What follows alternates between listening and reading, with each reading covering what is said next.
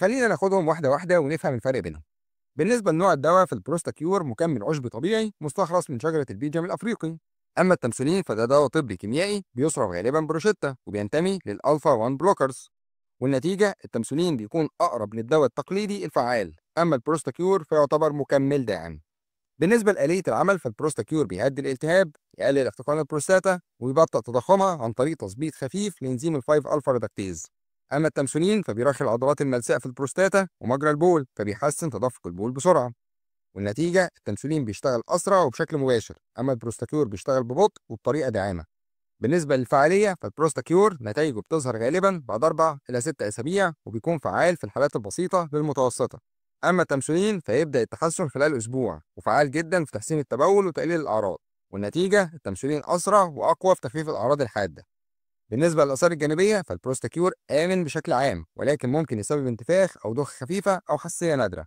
أما بالنسبة للتمثيلين فأعراضه الجانبية بتكون كتيرة زي الدوخة، انخفاض ضغط الدم، القصف الرجعي أو الصداع.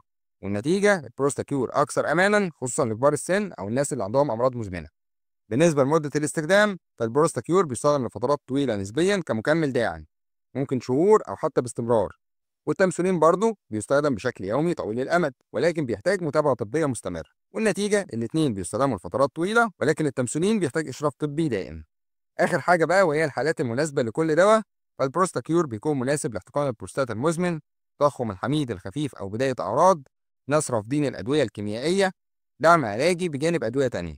أما التمثيلين فتوصفه في حالات التضخم المتوسط للشديد، في صعوبة واضحة في التبول، أو حالات بتحتاج تدخل دوائي سريع. طيب نرجع للسؤال الأهم، مين الأقوى؟ من الآخر التمثيلين أقوى في المفعول وأسرع في النتيجة، ولكن البروستاكيور أهدى وأنعم ومناسب للناس اللي حالتها بسيطة.